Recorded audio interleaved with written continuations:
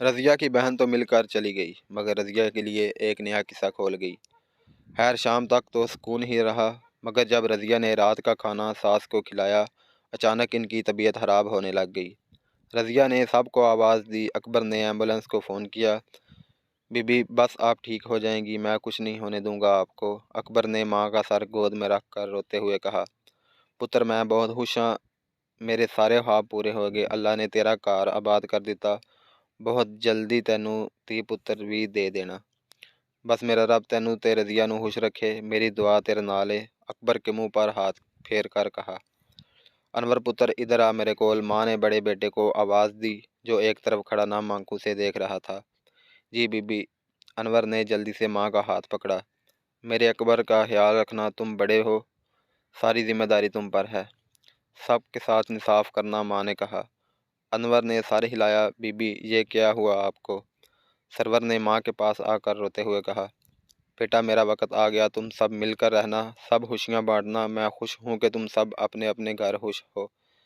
ماں نے سب کو مسکرا کر دیکھا اور کہا، رضیہ پتر تو میری بڑی خدمت کی تھی، اللہ تینوں اجر دے گا، خوش رہ آباد رہ، اللہ تیری لمبی حیاتی کرے۔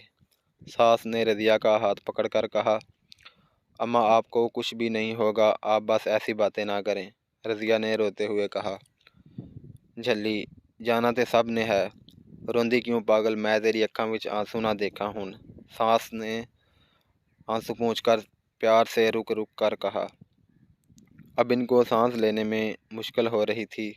پروین پتر پیار میں بڑی طاقت ہوتی، تم بڑی بہو ہو، سب نظام تمہارے سپرد، رشتے جوڑ کر رکھنا، ٹوٹنے مت دینا۔ ساس نے بڑی بہو کو اٹک اٹک کر کہا، اچھا پترو رب دے حوالے۔ ماں نے آہستہ آہستہ کلمہ پڑھا اور آنکھیں ہمیشہ کے لیے بند کر لیں۔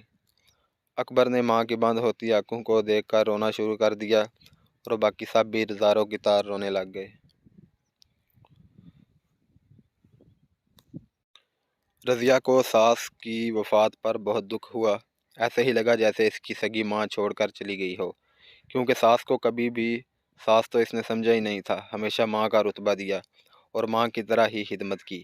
سب کو بہت دکھ تھا مگر بڑی بہو بس دکھانے کے جھوٹ کے آنسو بہا رہی تھی، جبکہ دل میں کہہ رہی تھی، حسکم جہاں پاک جان چھٹی۔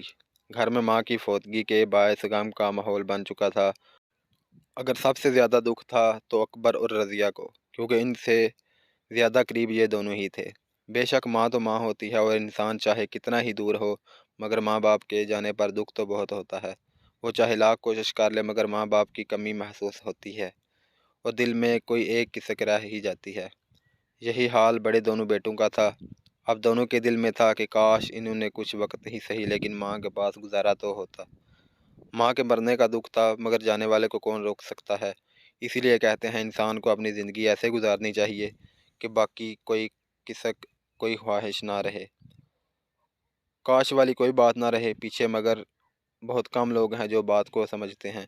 وقت کی قدر کرنا بھی اللہ کا شکر کرنے کا ہی ایک طریقہ ہے، جو لوگ نعمت کی ناشکری کرتے ہیں وہ کبھی زندگی میں خوشی نہیں حاصل کر سکتے۔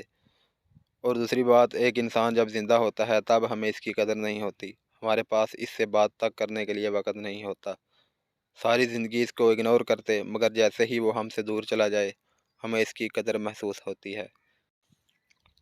اس لیے ماں باپ اور اپنے سے وابستہ ہر شخص کو وقت دیں تاکہ بعد میں ہمارے دل میں کاش والا کانٹا نہ رہے۔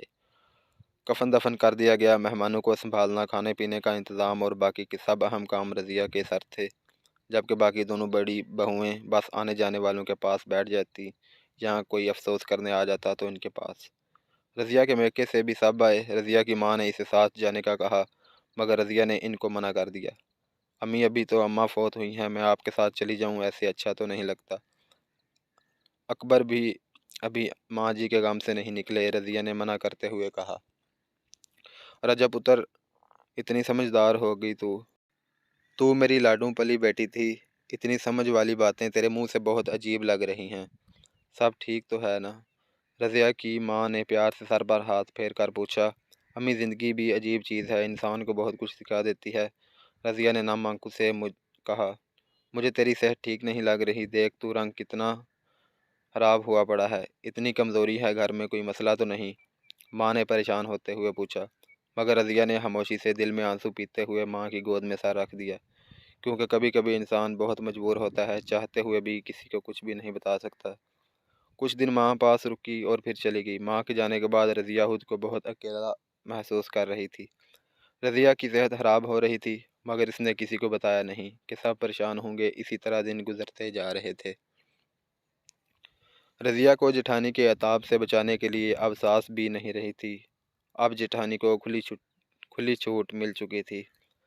ابھی ساس کو فوت ہوئے مشکل سے 3 ماہ ہوئے تھے کہ جٹھانی کو رضیہ کی بہن کی بات یاد آ گئی اور گڑھے مردے اکھاڑنے لگ گئی۔ ہاں جی مہارانی، کیا بول رہی تھی بہن تیری؟ جٹھانی نے ہاتھ نچا کر پوچھا۔ بھابھی کون سی بات؟ مجھے کچھ سمجھ نہیں آ رہا، رضیہ نے پریشانی سے پوچھا۔ اتنی معصوم نہ بنا کر، شکل کچھ ہے اور کرتوت کچھ، جٹھانی نے کہا۔ اس سے پہلے کچھ کہتی مہمان آ گئے اور یوں تھوڑی دیر کے لیے ہی صحیح رضیہ کی جان کی خلاصی ہو گئی۔